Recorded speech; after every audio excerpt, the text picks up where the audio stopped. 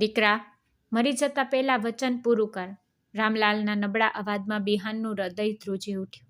પલંગ પર સૂતેલા તેના કાકાની આંખોમાં મોત સ્પષ્ટ દેખાઈ રહી હતી, પરંતુ તેની જીભ પર માત્ર એક ઈચ્છા હતી, લતિકાના લગ્ન. વિહાને તેની આંખો ઝુકાવી. સામે લતિકા ઊભી હતી. તેના ચહેરા પર ન તો ખુશી હતી, ન દુઃખ. ત્યાં મૌન હતું, જેમ કે હૃદયની અંદર કંઈક બંધ થઈ ગયું છે. કાકા, તમે જે કહો છો તે થશે. રામલાલે શાંતિથી શ્વાસ લીધો, જાણે વર્ષોનો ભાર નીચે આવી ગયો હોય. પછી ગામના જૂના મંદિરમાં આ બંનેના લગ્ન થયા. બિહાને સાદા કુર્તા પાયજામો પહેર્યો હતો અને લતિકાએ લાલ રંગની સાડી પહેરી હતી, જેમ કે કોઈ જૂની છાયા. ગામના કેટલાક વૃદ્ધ અને સંબંધીઓ હાજર હતા.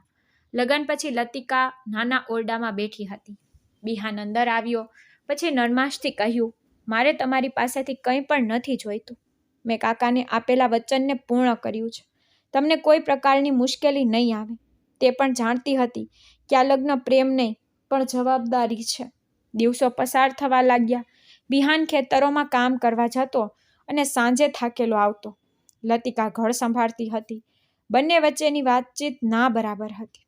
કેટલીક વાર વિહાનના મિત્રો આવીને મજાક કરતા કે વિહાન, નવી દુલ્હનની શું હાલત છે? વિહાન હસતો ને કહેતો, ભગવાનની કૃપા છે. પરંતુ વાસ્તવિકતા એ હતી કે તેના હૃદયમાં ન તો પ્રેમ હતો કે ન જજબાત. એક રાત્રે જ્યારે ચાંદ બારીમાંથી ડોકિયું કરતો હતો, બિહાન છત પર બેઠો હતો. લતિકા ગુપ્ત રીતે આવી અને એક કપ ચા મૂકી અને લતિકા પાછી જવા લાગી. લતિકા, તે ઊભી તો રહે, પણ ફરી નહીં. આભાર, લતિકા. પરંતુ આ ક્ષણ પર પસાર થઈ. બીજા દિવસે બધું ફરીથી સામાન્ય બન્યું. એક દિવસ ગામના વડીલે બિહાનને રોકી અને કહ્યું કે પુત્ર, તમે તો ભાગ્યશાળી છો કે રામલાલની પુત્રી ખૂબ હોશિયાર છે.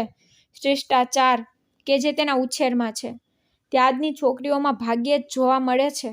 વિહાને થોડું સ્મિત કર્યું હતું, પરંતુ તે જાણતો હતો કે તે આ સંબંધનું સન્માન કરી રહ્યો નથી, જેની સાથે તે આ સંબંધ માટે હકદાર છે. થોડા દિવસો પછી લતિકાને તેના પિતાની જૂની ડાયરી મળી. તેમાં લખાયેલું હતું, મારી પુત્રી, હું તને વિહાન સાથે જોડીને વિશ્વના અન્યાયથી બચાવવા માંગુ છું. તે તારી રક્ષા કરશે. લતિકાના વાચ્ય હૃદયમાં એક તીર જેવું લાગતું હતું. તેણે નક્કી કર્યું કે તે પોતાને પીડિત નહીં બનાવે. તે કંઈક બનશે અને એક દિવસ એવી જગ્યા પ્રાપ્ત કરશે જ્યાં તે ફક્ત બિહાનના નામથી ન ઓળખાય, પરંતુ બીજી બાજુ બિહાનની અંદર કંઈક તૂટવાનું શરૂ કર્યું હતું. કોઈના મૃત્યુ પહેલાં જે વચન આપવામાં આવ્યું તે જીવનભર રહેતું નથી. પરંતુ વાર્તા હવે જ શરૂ થાય છે. રાતની છેલ્લી ઘડી, જ્યારે ગામના કૂતરાઓ પણ થાકી ગયા હતા. બિહાન ધીમે ધીમે દરવાજાથી બહાર આવ્યો. કમર પર એક થેલો હતો અને 100 રૂપિયા હતા. અને હૃદયમાં બેચેનીનું તોફાન લઈ તેને ધીમા અવાજમાં શેરી પાર કરી લીધી. લતિકાએ આંખો ખોલી હતી, પરંતુ કંઈ પણ કહ્યું નહીં. તેના હૃદયને પહેલેથી જ લાગ્યું હતું, હવે વિહાન અહીંનો નથી. રામલાલની માટી હજી સુકાણી પણ નહોતી, પરંતુ વિહાનના હૃદયમાં કોઈ શાંતિ નહોતી. બિહાને પોતાને કહ્યું, આ જીવન બંધન નથી. હું વૃદ્ધોના વચનોનો ગુલામ નથી. હું મારી પોતાની દુનિયા બનાવીશ. તેની લતિકા સાથે કોઈ સહાનુભૂતિ નહોતી, ન તો તેને તેનામાંથી કોઈ ફરક પડ્યો હતો. તે માટે તે માત્ર એક બોજ હતી, એક જૂની જવાબદારી જે હવે પૂરી થઈ. થોડા દિવસ પછી એક નવું જીવન શહેરની શેરીઓમાં તેની રાહ જોતું હતું. રેલવે સ્ટેશનથી ઉતર્યા પછી તેને શહેરમાં એક ઓરડાના ક્વાર્ટરમાં આશ્રય લીધો, જ્યાં છત ટપકતી હતી, પરંતુ અહીં સ્વતંત્રતા હતી. કામની શોધમાં દર સુધી ભટક્યા પછી તેને વેરહાઉસમાં ટ્રકમાંથી માલ ઉતરવાની નોકરી મળી. સવારે 7 થી સાંજ સુધી તે ભાર સહન કરતો અને થાકેલા શરીરને રાત્રે ગંદા પલંગ પર મૂકી દેતો, પરંતુ વિહાનના ચહેરા પર સંતોષ હતો. એક દિવસ જ્યારે તે વેરહાઉસથી પરત ફરતો હતો, તેને ચાની દુકાન પર નિશા મળી, જે સીધી સાદી દેખાતી હતી, પરંતુ તેની આંખોમાં ઘણું છુપાયેલું હતું. ત્યારબાદ મુલાકાત, કેટલાક અધૂરા વાક્યો અને પછી બિહાનની દુનિયાએ એક નવો રંગ બતાવી દીધો. એક દિવસ અચાનક નિશાએ કહ્યું, તમે મારા વિના જીવી શકો? બિહાને ફક્ત જવાબમાં કહ્યું, હું મારા વિના જીવી શક્યો નહીં. તે તો મને થોડા અઠવાડિયામાં પૂર્ણ કર્યો છે. બંનેના લગ્ન થયા.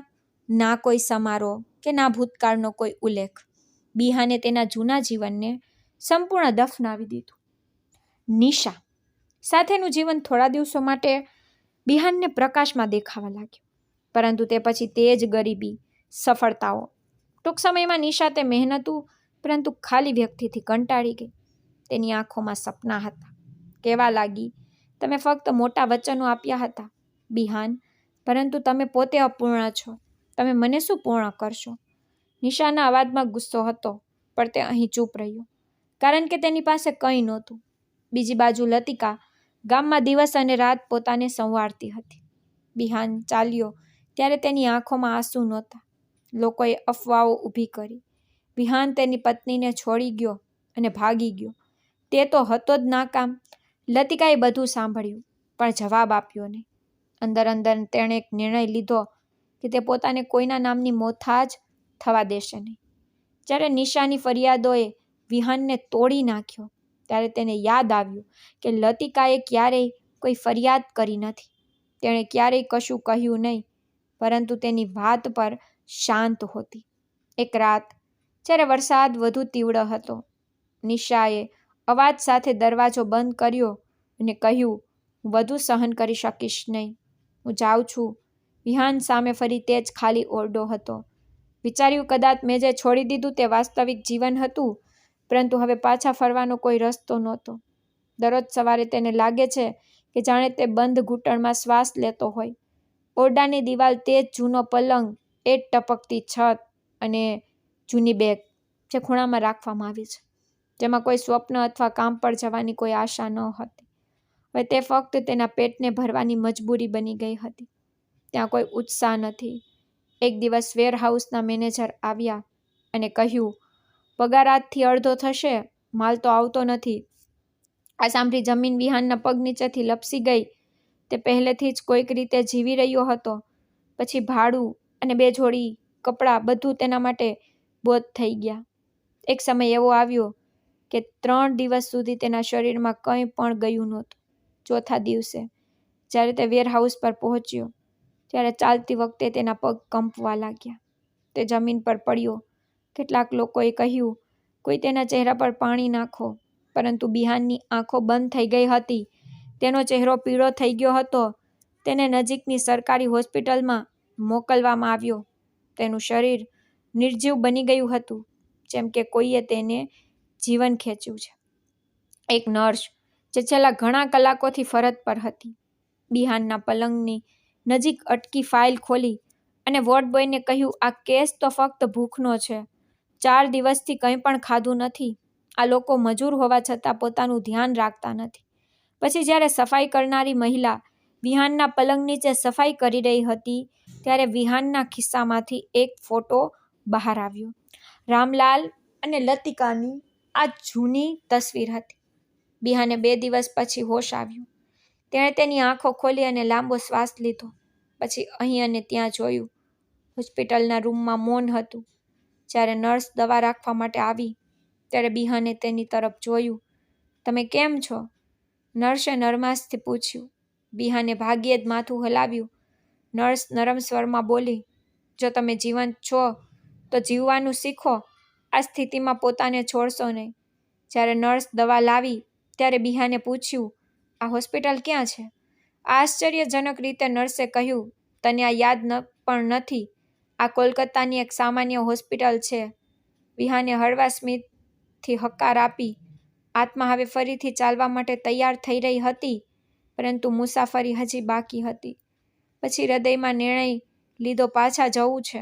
બીજા દિવસે કેટલાક જૂના કપડાં, હોસ્પિટલમાંથી મળેલું એક અધૂરું બિલ અને થોડા સિક્કા લઈને તે ઘર તરફ રવાના થયો. તે ટ્રેનની મુસાફરીમાં માત્ર મૌન હતો. જ્યારે ગામ પહોંચ્યો, પરંતુ લોકોની આંખો પહેલાની જેમ ન હતી. કોઈ બિહાન આવ્યો છે? એક બાળકે અવાજ કર્યો. પછી આખા ગામને સમાચાર મળ્યા. પરંતુ આશ્ચર્યજનક વાત એ હતી કે તે ચહેરાઓ કે જેના પર તે અગાઉ નફરત જોતો હતો, હવે ત્યાં સન્માન હતું, આશ્ચર્ય હતું અને એક અપનાપણું હતું જે પહેલાં ક્યારેય અનુભવાયું ન હતું. હેલો વિહાન ભાઈ, તમે પાછા ફર્યા? રામલાલનો જમાઈ પાછો ફર્યો છે. તેને લાગ્યું કે તે જ લોકો છે જે તેને નફરતથી જોતા હતા. હવે દરેકની જીભ પર તેનું નામ હતું, દરેક આંખમાં તેના માટે એક વિચિત્ર આદર હતો. તે ધીમે ધીમે તેની જૂની હવેલી તરફ આગળ વધ્યો. તૂટેલો દરવાજો એ જ ઝાડ છે જેની નીચે કાકા હુક્કો પીતા હતા. જ્યારે દરવાજો ખોલીને તે અંદર ગયો ત્યારે વાતાવરણ એકદમ મૌન હતું. અચાનક એક વૃદ્ધ માણસ જેને દરવાજો ખટખટાવ્યો અને કહ્યું, બેટા, આવીને સારું કર્યું. હવે આ ઘર ફરી જીવશે. રામલાલે અમારા માટે ઘણું કર્યું છે. હવે અમને પણ તમારી પાસેથી થોડી આશા છે. વિહાને તેની આંખો નીચે કરી. આ બધું કેવી રીતે બદલાયું? તે સમજી શક્યો નહીં. તે જ સમયે એક વ્યક્તિ આવ્યો જે ગામમાં સમિતિનો પ્રતિનિધિ હતો. તેને વિહાનને એક પરબીડિયું આપ્યું અને કહ્યું, આ પત્ર લતિકાએ અમારા દ્વારા તમારા માટે છોડી દીધો હતો. કદાચ તમે તે સમયે અહીં ન હતા. વિહાને ધ્રુજતા હાથથી પરબીડિયું ખોલ્યું. અંદર ફક્ત થોડીક લાઈનો હતી. જો તમે ક્યારેય પાછા ફરો તો જાણો કે તમને તે આદર મળે છે જેના માટે મેં બધું છોડી દીધું હતું. આ હવેલી તમારી નથી, તમારી ઓળખ છે. જીવન ફરી ફરી આ તકો નથી આપતી, પરંતુ જો મળે તો તેનું સન્માન કરવું જોઈએ.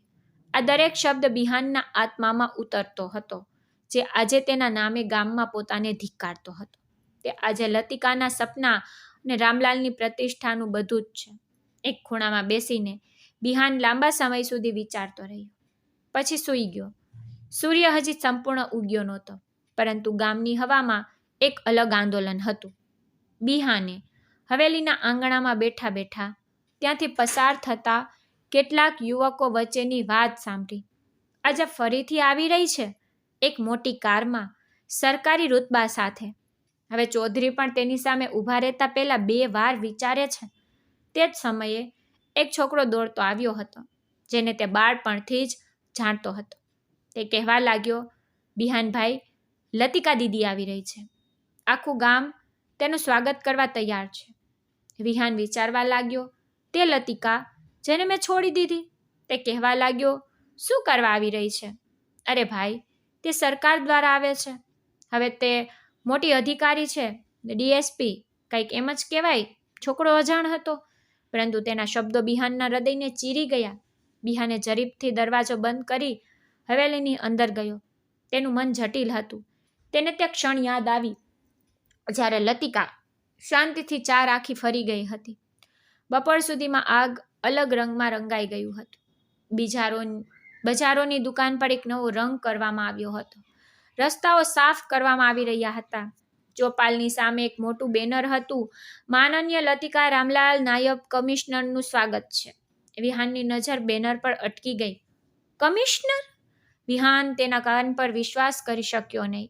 તે જ છોકરી જે એક સમયે કાચી જમીન પર બેસીને ચૂલો સળગાવતી હતી, આજે તે આવી ઊંચાઈ પર પહોંચી ગઈ હતી. આજે આખી તહેસીલની એક પ્રતિનિધિ તરીકે આવી રહી હતી. સાંજે ગામના પ્રવેશ માર્ગની અંદર એક મોટી સફેદ કાર આવી. 2 પોલીસ કર્મીઓ તેની સાથે મોટરસાયકલ પર ચાલતા હતા. વિહાન હવેલીના દરવાજાના ખૂણામાં શાંતિથી ઊભો બધું જોઈ રહ્યો હતો. કાર ચોપાલ નજીક અટકી ગઈ. કારમાંથી એક સફેદ સૂટ પહેરેલ, માથા પર દુપટ્ટો અને આંખોમાં વિશ્વાસ સાથે લતિકા બહાર આવી. બાળકોએ તેના પર ફૂલો વરસાવ્યા હતા. ચૌધરી મંજૂર જાણે ક્યારેય રામલાલને બોલાવ્યો નહોતો, આજે હાથ જોડી તેમણે કહ્યું, લતિકાજી, તમે આખા વિસ્તારનું નામ પ્રકાશિત કર્યું છે. અમને તમારા પર ગર્વ છે. લતિકા તેની વાત પર હસી, પણ તેની નજર ભીડને ચીરતી હવેલીની દિવાલની પાછળ ક્યાંક પડી, જેમ કે કોઈ જોવે છે. કાર પર પાછા ફરતા પહેલા તેણે કહ્યું કે રામલાલનું ઘર તેની હવેલી હતી. આ વિસ્તાર એક સમયે તેના બલિદાનનો સાક્ષી હતો. આજે જો હું કંઈક બની શકું છું તો પછી આ જમીનને કારણે. લોકો તેમની આંખોમાં આદર ધરાવતા હતા. ચૌધરી તેના દરેક શબ્દો પર માથું હલાવી રહ્યો હતો, જેમ તે કોઈ ઓર્ડર સાંભળી રહ્યો છે. લતિકા ફરી કારમાં રવાના થઈ ગઈ. ગામની શેરીઓમાં થોડા સમય માટે તેની સુગંધથી ફરતી રહી. લોકો લાંબા સમય સુધી તેમના શબ્દોનો ઉલ્લેખ કરતા રહ્યા. જ્યારે બપોરની છાયા લાંબી થવાનું શરૂ થયું ત્યારે વિહાન હવેલી પર શાંતિથી બેઠો હતો. થોડા સમય પછી થોડા માણસો ત્યાં આવ્યા અને એક પરબીડિયું વિહાનના હાથમાં આપ્યું. કહ્યું, પુત્ર વિહાન, જો શક્ય હોય તો તમારી પત્નીને કહો આ કાર્ય અમારા માટે કરે. આ અમારા સન્માનનો પ્રશ્ન છે. વિહાને પરબીડિયું આશ્ચર્યથી ઉપાડ્યું, પરંતુ અત્યાર સુધી તે આ બાબત શું છે તે સમજી શક્યો નહીં. છેવટે શું કામ છે? તેણે ધીમા અવાજમાં પૂછ્યું. પ્રકાશ રાવે આંખો ચોરી કરી અને કહ્યું કે વિગતો તો પૂરી છે, તું પોતે વાંચ અને અમે ઈચ્છીએ છીએ કે તમે વાત કરો. આટલું કહી લોકો ત્યાંથી નીકળી ગયા હતા અને પરબીડિયું લાંબા સમયથી વિહાનના હાથમાં હતું. વિહાન બેઠો રહ્યો. તેનું હૃદય ગભરાટથી ધબકવા લાગ્યું. આખરે તેણે પરબીડિયું ખોલ્યું. અંદર કેટલાક વાક્યો લખ્યા હતા. લતિકા દેવી, આપના પ્રભાવ અને પોસ્ટની શક્તિ સાથે અમે આશા રાખીએ છીએ કે તમે અમારા 2 છોકરાઓને પોલીસ સ્ટેશનમાં લોક કરાવ્યા છે તે નિર્દોષ છે.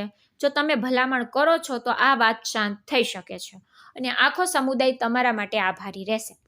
વિહાનને લાગ્યું કે જાણે તે કોઈ પત્ર નથી, પરંતુ ભારે બોજની રસીદ છે, જે એક સમયે તેની પત્નીને નબળી અને મૌન માનતો હતો. આજે તે તેને એક મજબૂત અધિકારી તરીકે જોવાની તૈયારીમાં હતો. આ ક્રોધાવશમાં તે ઊભો થયો અને લતિકાના સરકારી નિવાસ સ્થાન માટે રવાના થયો, જે તેની ઓફિસની જેમ અલગથી ઘર બની ગયું હતું. રસ્તામાં બાળકોએ વિહાનને જોયો. પછી અવાજ કર્યો, તે લતિકા દીદીના પતિ છે. કેટલાક વડીલોએ માથું નમન કરીને પણ સ્વાગત કર્યું, પરંતુ વિહાનનું મન વધુ ભારે થઈ રહ્યું હતું. દરવાજા પર પહોંચતા તેને દરવાજો ખોલ્યો અને વિહાનનો શ્વાસ અટકી ગયો. આગળ લતિકા ઊભી હતી. આંખોમાં સ્થિરતા હતી, ચહેરા પર નરમ પાડતા પરંતુ સખ્ત અવાજમાં એક અલગ શક્તિ હતી. વિહાને કહ્યું કે વાત કરવી છે. લતિકાએ દરવાજો ખોલ્યો અને વિહાન ધીમે ધીમે અંદર પ્રવેશ્યો. કહ્યું, આ પત્ર છે, ગામ લોકોએ આપ્યો છે. તે થોડી મદદ માંગી રહ્યા છે. વિહાને પરબીડિયું તેના ટેબલ પર મૂક્યું. લતિકાએ કોઈ પણ ભાવના વિના પરબીડિયું ખોલ્યું અને શાંતિથી વાંચી બીજી બાજુ મૂકી દીધું. આ લોકો ભલામણ માટે પૂછે છે અને તમને શું જોઈએ છે? વિહાને તેની આંખો ચોરી કરી હતી, જાણે તેની આંખોમાં છુપાયેલા ગુનાઓ નોંધાયા છે. મારે કંઈ પણ નથી જોતું, હું બસ આ પત્ર આપવા આવ્યો છું. લતિકાએ એક ક્ષણ માટે કાળજીપૂર્વક જોયું. પછી લતિકા ખુરશી પરથી ઊભી થઈ અને બારી તરફ જોયું અને કહેવા લાગી, તમને શું લાગે છે કે મને આ બધું કેવી રીતે મળ્યું? માત્ર મુશ્કેલીથી નહીં, તમારી આપેલ એકલતાને, છોડવાની પીડાને. દરરોજ રાત્રે જ્યારે હું તમારો ખાલી પલંગ જોતી હતી ત્યારે મારા હૃદયમાં આ ઠરાવ વધુ મજબૂત બન્યો કે હું તમારા વિના મારી જાતને બતાવીશ. અને પછી તે દિવસ આવ્યો જ્યારે મારું પરિણામ આવ્યું. મારી સખ્ત મહેનત, મારી વર્ષોની મહેનત, મારા ખંભામાંથી ભારે બોજો દૂર થયો. જ્યારે લતિકાએ વિહાન તરફ જોયું, વિહાન ચૂપચાપ ઊભો હતો, જાણે તેના ગુનાઓ તેની ગળામાં સાંકળ થઈ ગયા હોય. તેની આંખોમાં એક અકળામણ હતી, પણ લતિકા અનુભૂતિ કરતી હતી. પરંતુ તેને એક પેન લીધી, કાગળ પર લખ્યું, પત્ર પર કાર્યવાહી કરવામાં આવી રહી છે. પછી તે જ પરબીડિયામાં મૂકીને વિહાને પત્ર આપ્યો. જાઓ વિહાન, અને પ્રકાશ સરને આપો. અને સાંભળો વિહાન, તેની તરફ જોયું, જો તમને ખરેખર માફી જોઈએ છે તો પછી તમારી જાતને એક એવી વ્યક્તિ બનાવો કે જે તમારા ગુનાનો બોજ સહન કરી શકે. વિહાનની આંખોમાંથી આંસુ વહી ગયા. સાંજ થતાં વિહાન એક ખૂણામાં બેઠો હતો, હાથમાં ખાલી બેગ, આંખોમાં થાક અને હૃદયમાં આ વિશ્વાસ. છેલ્લા 2 દિવસથી કોઈ કામ મળ્યું નહોતું. ખિસ્સા ખાલી હતા અને પેટમાં ભૂખ. એક રાત્રે જ્યારે તે એક દુકાનની સામે ગયો ત્યારે તેણે જોયું કે બાકીની કેટલીક સામગ્રી બહાર પડી હતી. તે સમયે જ્યારે આંતરિક શેતાની સ્મિત ફેલાયું. ફક્ત એક જ વસ્તુ ઉપાડવાની છે. પછી ધીમે ધીમે તે આગળ વધ્યો. તેણે એક નાના મોબાઈલનું બોક્સ ઉપાડ્યું. પછી પાછળથી અવાજ આવ્યો, અરે તમે ચોરી કરી રહ્યા છો? તે પછી લોકો દોડી આવ્યા અને વિહાનને પકડ્યો અને તેને પોલીસ સ્ટેશન લઈ ગયા. કોઈએ કંઈ પણ સાંભળ્યું નહીં, કોઈએ કંઈ પણ સમજવાનો પ્રયાસ કર્યો નહીં. જ્યારે સવાર થઈ ત્યારે એક ગાડી આવી અને પોલીસ સ્ટેશનની બહાર અટકી ગઈ. અંદરથી લતિકા ઉતરી હતી. તેને અધિકારીઓ ગંભીરતાથી સલામ કરી રહ્યા હતા. તે સીધી અંદર ગઈ. થોડીવાર વાતચીત થઈ અને વિહાનને બહાર કાઢવામાં આવ્યો. પછી લતિકા તેની સામે ઊભી હતી. લતિકાએ એક શબ્દ ન કહ્યો. કાર શાંતિથી ચાલતી રહી. વિહાનનું માથું નમાવી કારમાં બેઠો હતો. તે આખા રસ્તે લતિકાનો ચહેરો જોવા માંગતો હતો, પરંતુ તેની પાસે હિંમત નહોતી. લતિકાની આંખો સીધી માર્ગ પર હતી, જાણે કે તેના મગજમાં કોઈ લાગણી ન રહી હોય. જ્યારે કાર તેના જૂના ઓરડાની સામે અટકી ગઈ ત્યારે લતિકાએ દરવાજો ખોલ્યો અને કહ્યું, ઉતરો. પછી તે દરવાજો બંધ કરી અને ચાલી ગઈ અને ધૂળ પાછળ ઉડતી રહી. રાત્રે વિહાન ઓરડામાં શાંતિથી બેઠો હતો. હાથની રેખાઓ જોતો રહ્યો. હવે તે સમજી ગયો કે તેનો ગુનો ખાલી ચોરી નથી. તેનો વાસ્તવિક ગુનો એ હતો કે તેને કોઈના સપના, લાગણીઓ તોડી છે, જેની સજા કોર્ટ નહીં પણ આત્મા છે. બપોરે મજૂરોની ભીડ ઓછી થઈ તો વિહાન પોતાને એક ખૂણામાં લઈ ગયો. ત્યાં એક પીપળનું વૃક્ષ હતું, જે હેઠળ એક વૃદ્ધ સાધુ બેઠો હતો. લાંબી સફેદ દાઢી, હાથમાં માટીનો બાઉલ અને આંખો જમીનમાં છુપાયેલી. તેને કહ્યું કે મહેનતુ બેસો.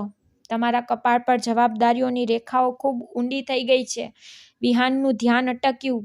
અજાણી વ્યક્તિ તેને કેવી રીતે ઓળખે છે? તેને આશ્ચર્ય થયું. તે નરમાશથી પલટાયો અને પીપળના ઝાડની નીચે બેઠો. સાધુએ હસતા કહ્યું, તમારા ખંભા પરનો ભાર ફક્ત બોરીઓનો જ નથી, પણ અફસોસ, શરમ અને સમયનો ભાર છે. વિહાને તેની આંખો નમાવી કહ્યું, મને કંઈ પણ સમજાતું નથી. બધું હાથમાંથી નીકળી ગયું છે. સાધુએ જમીન પરથી એક નાનો પથ્થર ઉપાડી તેને વિહાનની હથેળીમાં મૂક્યો અને કહ્યું, જ્યાં સુધી તમે તેનો ઉપયોગ ન કરો ત્યાં સુધી આ પથ્થર તમારા હાથમાં નકામું છે. તે ઇજ્જત છે જે મળતી નથી, કમાવી પડે છે. આ તે પ્રકાશ છે જેનાથી વ્યક્તિ પોતાની અંદરથી બળી જાય છે. સાધુએ નરમાશથી કહ્યું, બે રસ્તાઓ છે તમારી પાસે. બાકીનું જીવન આ બોજ સાથે વિતાવો અથવા ઊભા થાવ અને કંઈક બનો. વિહાનની આંખોમાં ભેજ આવી ગયો અને તે થોડો સમય શાંત રહ્યો. પછી નરમાશથી કહ્યું, હવે હું કાં તો મારું જીવન સંભાળી અથવા મરીશ, પણ હું આની જેમ રહીશ નહીં.